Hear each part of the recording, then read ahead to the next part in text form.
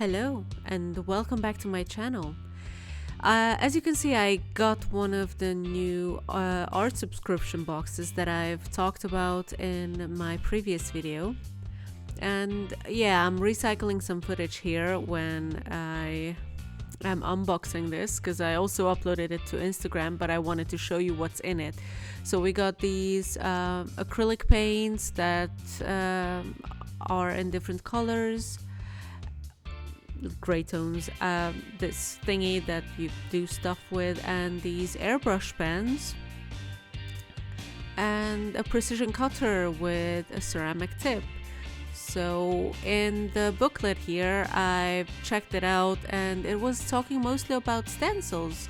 So I was thinking to myself, what is it that I love to do when I'm working with stencils? And I immediately thought of the time when we were decorating the vault, which was the gym I went to. It was actually a friend's gym, and it was decorated Borderlands style. So the whole thing was done with black and yellow, and we had a lot of tags on the walls, like all the logos of the guns, and we had, of course, Handsome Jack, and we used this exact same stencil that I'm using right here. And I decided to use this one because of nostalgia, and also I decided to this time not print it out or one-on-one copy, but try to freehand copy it, because I need the practice, and I think it's a good thing to actually try to copy something based on a reference instead of just flat out printing it, even when you're making a stencil, if you have the skills, of course. And well, while I don't yet have the skills, as you can see right here, I am just, that's not a face we want to keep. I decided to practice instead, because skills are only reached by actually practicing stuff that you do. So yeah, I've played Borderlands 2 several times, and I really like the game, and I think it's really funny. So if you haven't played it, I can recommend. I mean, it's shooty, but it's also really funny, and it has this weird humor to it that I really like. And I absolutely adore Jack because he's an asshole, and it's perfect. He's a great character. I love it. Having been able to decorate a room with a specific theme, especially Borderlands, was a lot of fun, and we did it all on our own. We basically spent days painting doors and creating different types of accessories that we had to put up, so we could make it feel more like home. It gives you a certain type of freedom to be able to let yourself go, and while you're in this framework of reference here that okay, we have to stick to this theme of Borderlands, you can basically go wild with ideas of how to create stuff, especially since some of the themes in Borderlands are kind of gritty. And I know it's not cell shading, the drawing style they use, but like it's kind of dirty and gritty, and putting that into reality in a place is a lot of fun, especially with friends. So I strongly recommend you try something like that. The other thing is, having a space dedicated to something like this is cool, because in your own home you normally don't decorate a huge ass room in a specific video games style, unless you have like a playroom or something like that, which is fun, but I personally don't have anything like that, sadly. I was actually thinking about using more nerdy stuff in my decoration, but so far I haven't actually decorated my own home with the things that I really like. And also, I have to admit, I have so many conflicting styles that it's really hard for me to decorate one room consistently without having to actually scrap something from a very different style. Like I personally want a library room, but I also want this very nerdy, video gamey, high-tech, cyber sort of room at the same time. So what I will have as a challenge whenever I actually get to do my own decoration in my own living room is how to marry these styles and how to make it a cohesive whole without making it too convoluted.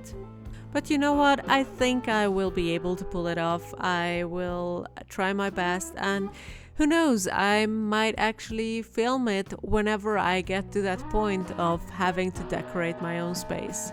Because this is fun, and having been able to draw Jack has been absolutely amazing. And he actually looks like himself if you look at him.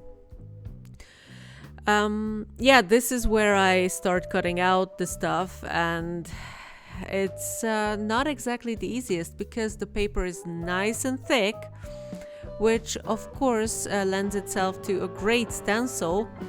You see how I lift it up, it doesn't flip, it's not flimsy, but at the same time to cut through it is kind of hard, even with this theoretically ceramic knife, which is supposed to be for this exact reason in the box.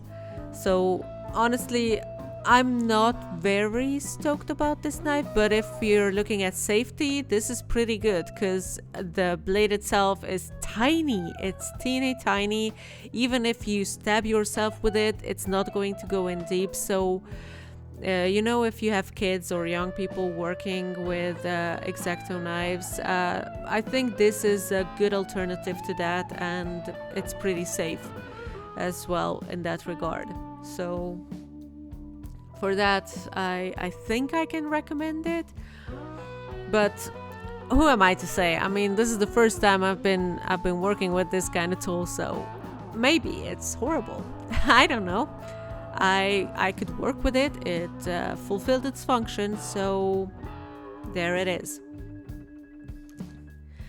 And this is most of the work. Drawing Jack has taken a bit, but cutting things out is a whole different thing. It takes so long because you have to make sure that you have all the lines, but that you don't cut through. So you don't want to cut out all the pieces, because if you do, it's just going to fall apart, and that's not something you want. Because I can say from experience that's exactly the problem we had when we did wall painting at the vault of the same picture. Back then I printed the picture out because we basically blew it up. So I just took a bunch of papers and I printed the picture on way more paper. So what I did was I took a tape and I taped it together, and then we cut it out, and then we taped it on the wall because printer paper is not fit for this kind of cutting technique. It will just flop and it will fall apart and maybe even tear, which was partially the case with us. And it's really hard when you're you're looking at cutouts and you can't see the big picture because it's just weird shapes. It's really hard to figure out, okay, so it tore, which part is going where now? But we managed. We basically taped it on the wall. We traced it. So we just took pencils and traced around it. And then we took the paper off the wall and we just colored in with black wall paint. The walls were yellow. So we just colored in with black wall paint and it looked absolutely amazing. I wish I had some pictures to show you guys. I would insert them now, but I actually don't have any pictures. I don't have good quality pictures of the wall, and sadly I don't have a chance to make a picture anymore because my friend closed the place and she moved on to do other things. So it doesn't exist anymore. I'm pretty sure whoever was the new person there just painted over it and didn't appreciate our artwork, which is sad, but you know, that's life. That's progress, basically. You throw out the old, bring in the new, whatever that new may be. And I actually am haunted by a weird one of my cats just made a really weird noise. I don't know if you heard it. It was kind of further away. It was Kalyan. He sometimes he just meows at nothing. I saw a thing the other day about cats being psychopaths, but I found it stupid, actually, to be honest. But still, his meows, he has a very distinct voice. And when he goes into his crazy meowing part, it's unbelievable. I wish I could record it, but when he sees me, he stops. So it's hard to do that. I'm pretty sure you heard that. That was my cat. He's in the kitchen. If you actually heard that. Yeah, trying to record audio when my cat's having his crazy times. Not easy. Well, I think you have actually waited enough.